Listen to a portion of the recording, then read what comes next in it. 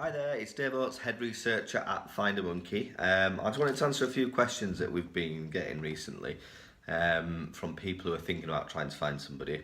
And there's a few questions that seem to come up quite frequently, so I thought I'd do a quick video to try and answer some of those questions. So the first one is, how much does it cost to find somebody with us?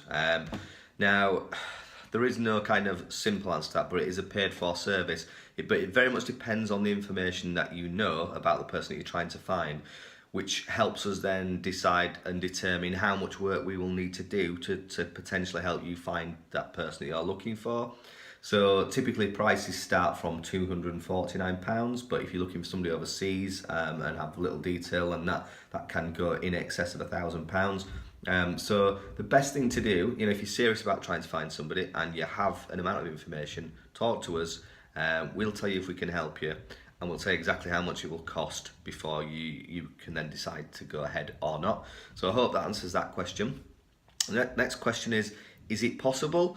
Well, yes is the simple answer to that. I mean, there are always cases in for us that we can't always find everybody. There are some that even elude us, but what I would say is, we never know until we start a search whether we're going to be able to find that person, but we do find over 90% of the people that we look for. So the searches we take on, we believe we have a realistic chance of being successful.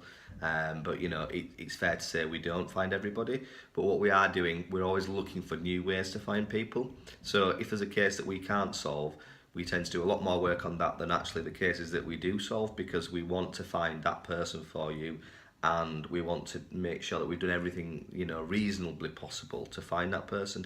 And I say we're always looking for new and different ways to find people, or different pieces of information that can potentially help us. So we're always looking for a route to find that person.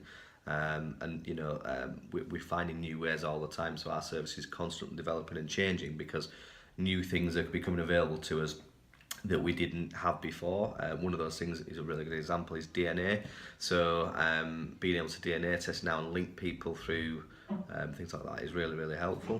One of the other questions we get asked quite a lot is, do I know enough? So do I have enough information to find the person that I'm looking for? Again, a simple answer to that question: yes, in most cases. We've found people with very, very tiny pieces of information. So if you only know a first name, for instance, it's clearly going to be much harder. But if you can cross-reference that with an address or a street or something else, a brother's name, an approximate age in a specific area, other details that we can sort of use together, often we're able to find the correct person. And we have many times found people with very small amounts of information. So for instance, if you do know a full name, that is brilliant. If you know a bit less than that, in terms of a full name, or you don't know how the name's spelt, then we can work around that. But again, if you speak to us, we'll be able to tell you whether we feel we've got a realistic chance of trying to find that person for you, and what we feel we would need to do. This question is one that comes up a lot, and not so much for us, but people who think about the process of trying to find somebody think, is it the right thing to do? Well, I think you'll never know what finding somebody how it's gonna affect the person that you're looking for.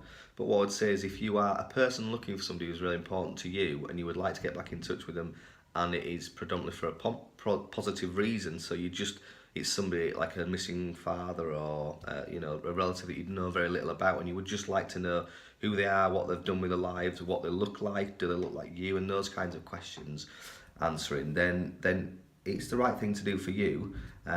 Is it the right thing for the other person? Well, that's never going to be known until that person is found and contacted. But what I would say is, though, in those situations, is if you contact them in an appropriate way, and in a way that's considerate to them and thoughtful to them, and is discreet, and so it doesn't necessarily upset any other sort of family situation they may have, then yes, it's the right thing to do. But doing it in the right way is very, very important, and that's something we're really conscious of. And we work very hard to help people do that. So if that's something you're worried about, again, talk to us and we can explain how we can help with that one. This one is this question: what if the person you're looking for has passed away? And that's it's a common question that people ask themselves. Well, the sad reality of life is that, everybody will at some point die. But if you are worried about that, the chances of that happening only ever increase with time. So if it's something you're worried about, then I would always say prepare yourself for it, irrespective of how old somebody is. Whenever you start a search, always consider that if you've lost contact with somebody and know very little about what's happened to them, then it's always possible that they could have passed away. So keep that in mind. But it's still important to know, and if that person has passed away, then often there's still a positive outcome for people. So, for instance, I'll give you an example of a lady who was looking for a mum, and we found that she'd passed away, but we found that she had a sister, excuse me,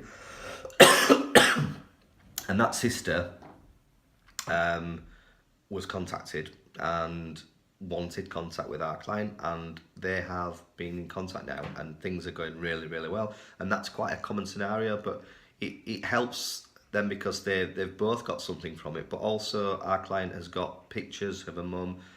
She knows a lot of information about her, what she was like as a person. So even though she's passed away, it's still been a very positive thing. And that missing part that people talk about within themselves, not knowing who that person is, has been filled to a large extent, because now there's something to place in that hole. There's not a faceless person there. She knows what that person looked like, and what they were like as a person, and so that really helps. So, if you are worried about somebody being deceased, it's understandable, but doesn't necessarily mean it's going to be a negative process in trying to find out where that person is now if they have passed away. So one other question, have they looked for me? Often people will be reluctant to look for somebody else because they will feel that actually that person should have looked for them. Now, I can think of dozens of of times when this has happened, and I give you the example. If you've seen videos on our website, the one about Jennifer and John, who were twins who lost contact over 40 years ago, and they and Jennifer had looked for John on a number of occasions and tried different ways to find him. Never gave up hope, but struggled for a long time to find anything that really seemed like she would find him. Now, unbeknown to Jennifer, John had also tried to find her, but she'd remarried, moved around a lot, and so that made it very difficult for him to find. So sometimes not having the know-how and the necessary tools to find people, it can be very difficult. So just because you think somebody should have looked for you doesn't necessarily mean they haven't. The other scenario that can often be the case is perhaps absent fathers. People think, well, why haven't they looked for me? Now, often what we find with absent fathers is they would be pleased to be contacted and will have thought about their child that they've not grown up, the child hasn't grown up knowing them, but feel that actually because they're left, they then have no right to intrude on that person's life, and so they kind of feel that they're not able to make contact, and it would be unfair of them to do so. So it doesn't always necessarily mean a negative thing. Actually, it can be a really thoughtful thing. And while you might want to be contacted by them, they may feel that they can't do it because you wouldn't welcome the contact. So people always have different feelings about things, but again, I wouldn't necessarily, until you know for certain what the reasons are, then I wouldn't I wouldn't assume that they should have looked for you and haven't, because they could have looked for you, or they may feel it's inappropriate to look for you. This is a difficult one. Another question: what if I'm rejected? Again, it is a real possibility. We contact a lot of people on behalf of our clients, and I have to say it's rare. It's rare that somebody will say, I don't want contact. Often it can be difficult for people to have contact, and it can take some time getting used to it. But actually, if you approach it in the right way, you give people a good amount of time and space to make a decision about how they would have contact and how that might happen, and start with very simple forms of contact, like email's a really good one, or you can do exchange letters. You don't necessarily have to have one another's contact details. It can be done through a third party, so that you're not in direct contact, and actually you can start to build up some kind of a rapport and a relationship slowly, and then once you know each other a little bit better, only exchange direct contact details such as phone numbers and maybe addresses, or meet up at a point when both people are really comfortable with it. So I have to say, if handled correctly, rejection is rare. It can happen, but in a fairly small percentage of cases. But it is something that, you know, you should always bear in mind, because it's always a possibility. Why should you trust us? Another question. Well, you should trust us because we care about what we do, and it's easy to say that, but hopefully anyone who's used us and experienced our service, the vast majority of those people will tell you that our service is really good. We do care about what we do. We do everything we can to find the person that you're looking for. We've appeared on Family Finders, which is the BBC documentary series. We appeared on both seasons of that. We've also been on TLC Separated at Birth, and we've helped literally hundreds and thousands of people reunite with lost relatives all over the world. So we are very, very good at what we do. Final question for today. I don't understand how the service works. Well, again, it's really about speaking to us, and we can explain in more detail. But if I could sort of simply say, you come to us with an amount of information that you know. If we feel we can help you, we will tell you what the cost of that will be. The cost is usually split into two parts.